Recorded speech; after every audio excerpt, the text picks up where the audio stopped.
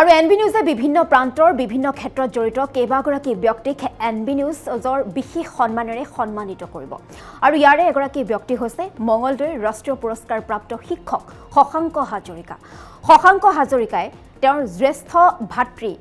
পবিত্ৰ হাজৰিকাৰ সৈতে একেলগে দৰং জিলাখনৰ দৰিদ্ৰ পৰিয়ালৰ ছাত্ৰ-ছাত্ৰীসকলক বিনামূলীয়াকৈ নিজৰ ঘৰতে পাঠদান কৰি আহিছে। শশাংক হাজৰিকাৰ সৈতে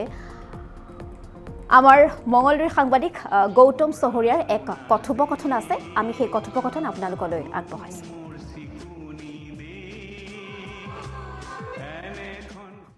হয়, 2 বছৰীয়া হ'ল আপোনালোকৰ আপোন চেনেল এনবি নিউজ আৰু এই যি দ্বিতীয় বৰ্ষপূৰ্তি উপলক্ষে এনবি নিউজৰ বিশেষ পদক্ষেপ ৰাজ্যৰ বিভিন্ন প্ৰান্তৰ বিভিন্ন ক্ষেত্ৰৰ লগত জড়িত 8 গৰাকী ব্যক্তিক যচা হ'ব বিশেষ সন্মান আৰু তেনে এগৰাকী ব্যক্তি হ'ল মঙলদৈৰ শশাংক হাজৰিকা। ৰাষ্ট্ৰীয় পুৰস্কাৰপ্ৰাপ্ত কৃতি শিক্ষক এই শশাংক হাজৰিকাই আচলতে ৰাজ্যখনৰ বাবে বিভিন্ন ধৰণৰ কাম কৰিছে শিক্ষাৰ ক্ষেত্ৰত আৰু এই বিশেষ ব্যক্তিগৰাকীক এনবি নিউজৰ তৰফৰ পৰা এই বছৰৰ বাবে বিশেষ সন্মান যচা হৈছে আৰু ব্যক্তিগৰাকী যি শশাংক হাজৰিকাৰ লগত এই মুহূৰ্তত মই উপস্থিত আছোঁ আৰু তেওঁৰ পৰাই আচলতে মনৰ অনুভৱ জানিম। দাদা কি ক'ব, এনবি নিউজ 2 বছৰীয়া হ'ল আৰু যি দ্বিতীয় বৰ্ষপূৰ্তি উপলক্ষে কিছু বিশেষ পদক্ষেপ গ্ৰহণ কৰা হৈছে আৰু ৰাজ্যৰ 8 গৰাকী যি ব্যক্তিক বিশেষ সন্মান যচা হ'ব তাৰে ভিতৰত আপুনিও এগৰাকী, কি ক'ব? প্ৰথমে মই অভিনন্দন জনাইছোঁ আপোনাক। হয়, নমস্কাৰ। দ্বিতীয় বৰ্ষপূৰ্তি এই উপলক্ষে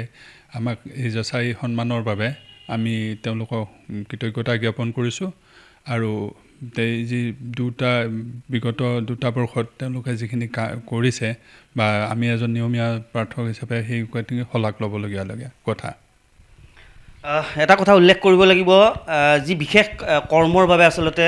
এই শশাংক হাজৰিকাই এই বিশেষ সন্মান পাবলৈ সক্ষম হৈছে। সেই বিশেষ কামটো হ'ল আচলতে যি শশাংক হাজৰিকা আৰু তেওঁৰ জ্যেষ্ঠ ভাতৃয়ে মিলি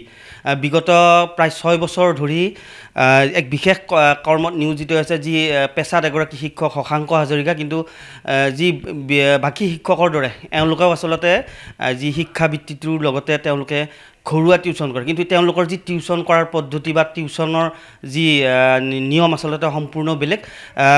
যি এই মঙলদৈ বিভিন্ন অঞ্চলৰ আচলতে মঙলদৈ নহয় দৰঙৰ বিভিন্ন অঞ্চলৰ আৰ্থিকভাৱে দুৰ্বল একাংশ ছাত্ৰ ছাত্ৰীক এইসকল যি তেওঁলোকৰ 2 ভাতৃ আচলতে বিনামূলীয়া টিউশ্যনৰ ব্যৱস্থা কৰিছে আৰু ইতিমধ্যে তেওঁলোকে পঢ়োৱা যি ছাত্ৰ ছাত্ৰীয়ে মেট্ৰিকৰ লগতে হায়াৰ ছেকেণ্ডেৰীৰ দেওনাও আচলতে শিক্ষাৰ্থী পাছ কৰিছে। গতিকে এই যি বিশেষ কৰ্মৰ বাবে এনবি নিউজে বিশেষ পতাৰ বিশেষ যি সন্মানৰ বাবে তেওঁক বাছনি কৰিছে এই বিষয়ে আমি জানিম। দাদা, যি এই বিশেষ কৰ্মৰ বাবে এনবি নিউজে আপোনাক বিচাৰি উলিয়াইছে, এই বিশেষ কৰ্মটো কেতিয়াৰ পৰা আপোনালোকে নিয়োজিত হৈছে, কি ক'ব এই সন্দৰ্ভত? প্ৰকৃতত ক'ব লাগিলে আমি 2019 চনত মোৰ দাদা আৰু আমি এই বিশেষ যিটো কাৰ্যসূচী আমি হাতত লৈছিলোঁ এই ছাত্ৰ ছাত্ৰীক পঢ়োৱাৰ মূল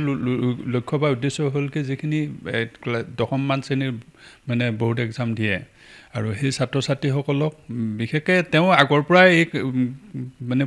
শিক্ষাদান কৰি আহিছিল এই ছাত্ৰ ছাত্ৰীসকলক, কিন্তু আমি এটা আনুষ্ঠানিকভাৱে 2019 চনৰ পৰা এইটো আৰম্ভ কৰিছিলোঁ আৰু আমাৰ গৃহতে আমি আৰম্ভ কৰিছিলোঁ আৰু প্ৰায় ইতিমধ্যে প্ৰায় প্ৰত্যেকটো বেটছতে প্ৰায় 30জনতকৈ অধিক ছাত্ৰ ছাত্ৰী ইতিমধ্যে সুখ্যাতিৰে উত্তীৰ্ণ হৈ গৈছে। আৰু বিশেষভাৱে তেওঁ যিহেতু এখন বিদ্যালয় চৰকাৰী বিদ্যালয় শিক্ষকতা কৰে আৰু মই এখন চৰকাৰী বিদ্যালয়তে শিক্ষকতা কৰোঁ, দাহি উচ্চতৰ মাধ্যমিক বিদ্যালয়, তেখেতে কৰে চিপাঝাৰ স্থিত যে বিজে উচ্চতৰ মাধ্যমিক বিদ্যালয়। আৰু তেখেতে একচুৱেলি কি হয় মানে 3টা বিষয় সমান্তৰালভাৱে একেলগে পঢ়াব পাৰে, বিজ্ঞান, গণিত আৰু ঐচ্ছিক গণিত। সেইকাৰণে আমাৰ ছাত্ৰ ছাত্ৰীসকলৰ কি হয় যে এজন ছাত্ৰ যদি বিজ্ঞানৰ ছাত্ৰ থাকে তেতিয়াহ'লে তেওঁ সেই গোটেইখিনি বস্তু তেওঁৰ তত্ত্বাৱধানত ইতিমধ্যে তেনেকুৱাকৈ মানে পঢ়ি আছে সেই ছাত্ৰ ছাত্ৰীসকলে। গতিকে আমি ভাবোঁ আৰু এই অনুষ্ঠানটোৰ জৰিয়তে মুখ্য উদ্দেশ্য হ'ল কি মানে যিখিনি আৰ্থিক আৰু শৈক্ষিক ক্ষেত্ৰত পিছপৰা যিখিনি ছাত্ৰ ছাত্ৰী আছে সেই ছাত্ৰ ছাত্ৰীসকলক শিক্ষাদান কৰাই আমাৰ মূল লক্ষ্য বা উদ্দেশ্য। আৰু ইয়াৰ ক্ষেত্ৰত যথেষ্টখিনি উপকৃতও হৈছে আৰু ইয়াৰ লগত কিন্তু অকল যে শিক্ষাদানতে আমি সীমাবদ্ধতা থকা নাই আমি সময়ে সময়ে কি কৰোঁ বিশেষ কিছুমান ব্যক্তিক যে ইয়াৰে আমাৰ যিখিনি প্ৰবাসী ভাৰতীয় বা ইয়াত আমাৰ যেতিয়া আহে ডক্টৰ হিৰণ্যনাথ ছাৰ তেওঁ বহুবাৰ আহিছে এই অনুষ্ঠানটোলৈকে আৰু ছাত্ৰ ছাত্ৰীক মানে উৎকৰ্ষ সাধন কৰাৰ কাৰণে বা মনোবল বৃদ্ধি কৰাৰ কাৰণে তেওঁ বহু সময় ছাত্ৰ ছাত্ৰীৰ লগত তেওঁলোকে বাৰ্তালাপ কৰিছিল আৰু তাৰোপৰিও আমাৰ দৰঙত যেতিয়া মানে IAS সৃষ্টি সিং তেখেতৰ সেইটো প্ৰকাশ পাইছিল আৰু তেখেতেও ছাত্ৰ ছাত্ৰীক মানসিক উৎকৰ্ষ সাধন কৰাৰ কাৰণে তেওঁ আহিছিল আৰু ইয়াৰ ভাৱে মানে আমাৰ যিটো চাৰ্কল অফিচাৰ ছাৰ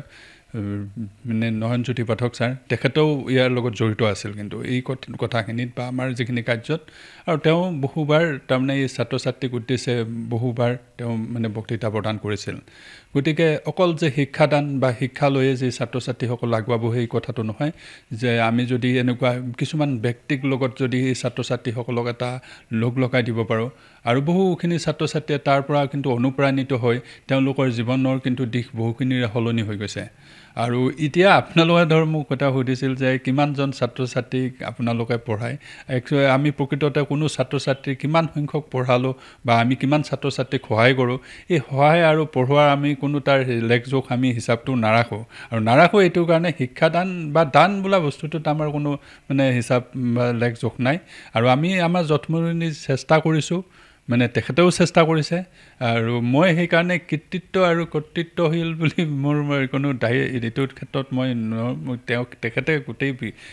বিষয়বস্তুটো তেখেতে কৰে আৰু মই মাত্ৰ সহযোগ কৰোঁ বা মাজে মাজে মই সহায় কৰোঁ আৰু এই ক্ষেত্ৰত তাৰমানে যিখিনি আমাৰ ব্লু প্ৰিণ্ট বুলি কওঁ এইখিনি আমি নিজে প্ৰস্তুত কৰোঁ কিছু বা কেনেকুৱা কৰিলে ভাল হয় আৰু এই ছাত্ৰ ছাত্ৰীসকলক আমি আৰু এটা কাম কৰোঁ আমাৰ যিটো পিতৃৰ লগত চিন স্বৰূপে বা স্মৃতি দিৱসৰ দিনা আমি কিন্তু এই ছাত্ৰ ছাত্ৰীসকলক তেওঁলোকৰ মানে মতাই আমি এটা সম্বৰ্ধনা ব্যৱস্থা কৰোঁ যে এই মানুহখিনিয়ে যিখিনি মানে বিজ্ঞ ব্যক্তি থাকে বা তেওঁলোকৰ প্ৰত্যেকৰে সপোন থাকে IAS হোৱা বা ACS বিষয়া হোৱা বা এজন ভাল ইঞ্জিনিয়াৰ হোৱা ঠিক তেনেকুৱা কিছুমান সপোন থাকে আৰু ঠিক তেনেকুৱা ব্যক্তিৰ লগত তেওঁলোকক বাৰ্তালাপ কৰাৰ কাৰণে বিশেষ সেই 10 ছেপ্টেম্বৰ দিনটোত আমি প্ৰত্যেক বছৰে পালন কৰি আহিছোঁ আৰু সেই বিশেষ দিনটোত আমি কি কৰোঁ তেওঁলোকক মানে সেই ব্যক্তিসকলৰ লগত কথোপকথনৰ কাৰণে এটা ব্যৱস্থা আমি কৰোঁ আপুনি যিটো এজন শিক্ষকৰ যাত্ৰাটো আপোনাৰ কেতিয়া আৰম্ভ হৈছিল আৰু যিহেতু কিছু ভাল কাম কৰি আছে বাবে হয়তো কেন্দ্ৰীয় চৰকাৰৰ পৰা আপুনি যিটো কৃতি শিক্ষকৰ ৰাষ্ট্ৰীয় বঁটাও পাব সক্ষম হৈছে কেতিয়া পাইছিল 2017 একচুৱেলি 2017 আৰু 18 চনত প্ৰদান কৰিছিল 2018 চনত আমাক এই বঁটা প্ৰদান কৰিছিল আৰু 2019 চনত অইল শিক্ষা ৰত্ন এৱাৰ্ড আৰু 2021 চনত এই ভোডাফোন আইডিয়া প্ৰায় 1 লাখ টকা প্ৰদান কৰিছিল আৰু এই 1 লাখ টকা যিখিনি আমাৰ আৰ্থিকভাৱে প্ৰদান কৰিছিল আপোনালোকে সকলোৱে জ্ঞাত যে গোটেইখিনি পইচা মই এটা ব্যৱস্থাপনা কৰিছিলোঁ যে কিতাপ পঢ়া আন্দোলনৰ কাৰণে যিবিলাক আমাৰ বিদ্যালয় আছিল বিদ্যালয় বা অনুষ্ঠান প্ৰায় 40খন অনুষ্ঠানলৈকে মই কিতাপ প্ৰদান কৰিছিলোঁ এই গোটেই টকাখিনি মানে ধনৰাশিৰে মোৰ সামৰ্থ্য অনুযায়ী মই মানে কিতাপ প্ৰদান কৰিছিলোঁ আৰু মোৰ লক্ষ্য বা উদ্দেশ্য আছিল যে কিতাপ পঢ়া আন্দোলন যিটো আমি সততে কৈ থাকোঁ বা চৰকাৰেও সেই ব্যৱস্থাপনা হাতত লৈছে এতিয়া যে গ্ৰন্থ পঢ়াৰ বাবে বা গ্ৰন্থ ক্ৰয় কৰাৰ কাৰণে আৰু সেই ব্যৱস্থাটো আমি 2021 চনত কৰিছিলোঁ ভৱিষ্যত পৰিকল্পনা কি পুহি ৰাখিছে মনত ভৱিষ্যত মানে এজন শিক্ষক হিচাপে শিক্ষকতা বা তেনেকুৱা ছাত্ৰ ছাত্ৰীক ধৰ যিখিনি পাৰোঁ চেষ্টা কৰিব লাগিব আৰু চৰকাৰী শিক্ষক হিচাপে ধৰক আমাৰ কিছুমান বাধ্যবাধকতাও থাকি যায় বা তেনেকুৱা আমি আগবঢ়াই লৈ যাম বুলি আশা কৰিছোঁ আৰু এই যিটো অনুষ্ঠান এই অনুষ্ঠানটো আমি অলপ আৰু ব্যতিক্ৰমভাৱে আমি যদি আগুৱাই লৈ যাব পাৰোঁ তাৰ কাৰণে আমি প্ৰচেষ্টা কৰিম আৰু যাতে ছাত্ৰ ছাত্ৰীক যিখিনি আৰ্থিকভাৱে বা শৈক্ষিক ক্ষেত্ৰত যিখিনি পিছপৰা ছাত্ৰ ছাত্ৰী আছে এইখিনিক যাতে আৰু ভালদৰে আমি আগুৱাই লৈ যাব পাৰোঁ তাৰ কাৰণে আমি ভাতি আমি চেষ্টা কৰিম শেষত এটা প্ৰশ্ন যে যিখিনি সেই ছাত্ৰ ছাত্ৰী আপোনাৰ ইয়াত আহে পঢ়াৰ বাবে আপোনালোকে ব্যক্তিগতভাৱে যিহেতু সহায় কৰে তেওঁলোকক আমি গম পাইছোঁ যে যি মেট্ৰিক দেওনা পাৰ হোৱাৰ পিছত চৰকাৰী স্কুলত আচলতে পৰৱৰ্তী অধ্যয়ন কৰাৰ ক্ষেত্ৰত উৎসাহ যোগায় কিহৰ কাৰণে এইটো হয় বেছিভাগ ছাত্ৰ ছাত্ৰীয়ে কি কৰে আমি এইটোৱে কওঁ যে চৰকাৰী বিদ্যালয়ত যিহেতু আমি চৰকাৰী বিদ্যালয়ত শিক্ষকতা কৰাৰ কাৰণে কি কৰোঁ সেই ছাত্ৰ ছাত্ৰীসকলক তেওঁলোকক সেইটোৱে আমি অনুপ্ৰাণিত কৰোঁ আৰু এই ক্ষেত্ৰত আমি কিন্তু সফলো হৈছোঁ আৰু ছাত্ৰ ছাত্ৰীসকলো মানে সন্তুষ্ট যে চৰকাৰী বিদ্যালয় এখনত পঢ়িব পাৰে তেওঁলোকো সন্তুষ্ট তেওঁলোকে যিখিনি সা সুবিধা পাব লাগে বা ঠিক তেনেকুৱাকৈ কিন্তু সন্তুষ্ট প্ৰায় ছাত্ৰ ছাত্ৰীসকল হয় এটা কথা উল্লেখ কৰিব লাগিব যি সময়ত একাংশ চৰকাৰী বিদ্যালয়ৰ শিক্ষকে আচলতে একাংশ বুলি এইকাৰণে কৈছোঁ সকলোৱে নহয় একাংশ শিক্ষকে আচলতে ধনৰ লোভত বহু ব্যক্তিগত টিউশ্যন আচলতে কৰা দেখা যায় তাৰ বিপৰীতে কিন্তু এই দুয়োগৰাকী ভাতৃ আচলতে ব্যতিক্ৰম আৰু আমাৰ লগত শশাংক হাজৰিকাৰ যি জ্যেষ্ঠ ভাতৃ আছে তেওঁৰ পৰাই জানিম দাদা কি ক'ব আপোনালোকৰ যি কৰ্মৰাজি দুয়োগৰাকী ভাতৃৰ এই কৰ্মৰ বাবে আচলতে NB নিউজৰ আজি বিশেষ সন্মানৰ বাবে আপোনাৰ ভাতৃ বিবেচিত হৈছে নিৰ্বাচিত হৈছে এই কি ক'ব পোনপ্ৰথমে মই NB নিউজৰ 2 বছৰীয়া সম্পূৰ্ণ কৰাৰ কাৰণে তেখেতসকলক মই শুভেচ্ছা জনাইছোঁ আৰু তেখেতৰ ওচৰত মোৰ ভাইটিক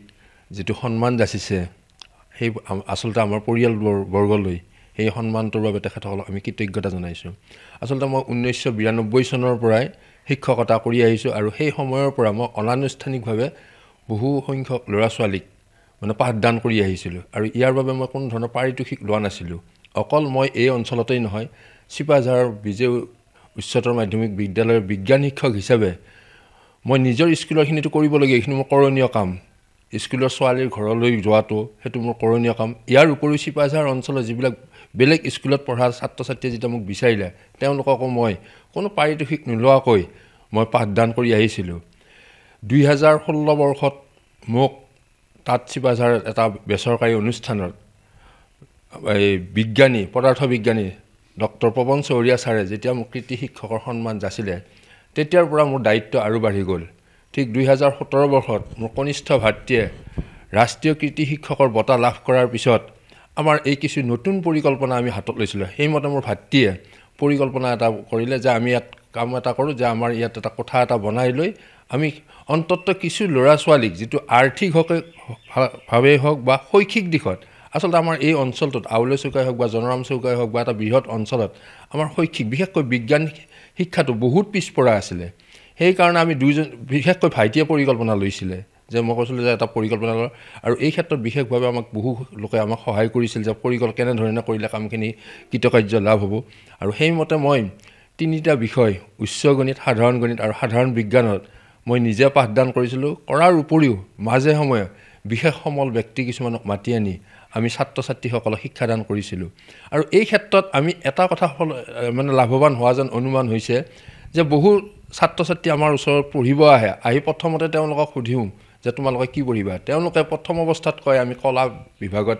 নাম ভৰ্তি কৰিম কিন্তু মই কাকো অনুপ্ৰাণিত মানে নকম বিজ্ঞান শাখাত পঢ়া বা তোমালোকৰ নিজৰ ইচ্ছামতে পঢ়ি যাবা তোমালোকৰ যেটো নিজে ভাল পোৱা সেইমতে কিন্তু বহু কেইগৰাকী ছাত্ৰ ছাত্ৰীয়ে মানে মেট্ৰিক পাছ কৰাৰ পিছত সিহঁত বিজ্ঞান শাখাত নাম ভৰ্তি কৰে আৰু এটোৱেই মই আসলতে মই ভাবিছোঁ যে মই তাৰ বাবে মই কিছু ভাল ছাত্ৰ ছাত্ৰী লাভৱান হোৱা যেন অনুমান মই কৰিছোঁ আৰু ছাত্ৰ ছাত্ৰীসকলে এক সুন্দৰ ফলাফল লাভ কৰিলে তেতিয়া আমি বহুত সন্তোষ পাওঁ আসলতে আমি যিসকল ছাত্ৰ ছাত্ৰীয়ে ইয়াত আহিছে আহৰ সময়ত তেওঁলোকৰ কিন্তু কিছুমান আমাৰ যেটো প্ৰাথমিক জ্ঞানৰো কিন্তু বহুত মানে নাথাকে কিন্তু দেখিলোঁ যে পাছত সুন্দৰভাৱে তেওঁলোকে জ্ঞান আহৰণ কৰে গতিকে আমাৰ এইখিনিতে যিখিনি মানে ইয়াৰ ছাত্ৰ ছাত্ৰী আছে তেওঁলোক সুন্দৰভাৱে আহি আমাক যি সহযোগ কৰিছে সেইখিনিৰ বাবে আমিও আসলতে নিজকে আজি ধন্য মানিছোঁ হয় আচলতে ক'ব লাগিব যে শশাংক হাজৰিকাৰ দৰে এই যি নীৰৱ সাধক আচলতে অসমৰ বিভিন্ন চুকে কোণে এওঁলোকৰ দৰে নীৰৱ সাধক সকলে নিৰবিচ্ছিন্নভাৱে কাম কৰি গৈছে আৰু আমাৰ NB নিউজৰ প্ৰচেষ্টা শশাংক হাজৰিকাৰ দৰে যি নীৰৱ সাধকসকলক আচলতে ৰাইজৰ আগত চিনাকি কৰি দিয়াৰ লগতে এক বিশেষ সন্মান যাচে আৰু যি দ্বিতীয় বৰ্ষপূৰ্তিত অনুষ্ঠানত আচলতে এই শশাংক হাজৰিকাৰ লগতে বাকী আন অসমৰ বিভিন্ন প্ৰান্তৰ 7গৰাকীকৈ লোকক এই বিশেষ সন্মান যাচা হ'ব আৰু পৰৱৰ্তী সময়তো যি NB নিউজৰ এই প্ৰচেষ্টা অব্যাহত থাকিব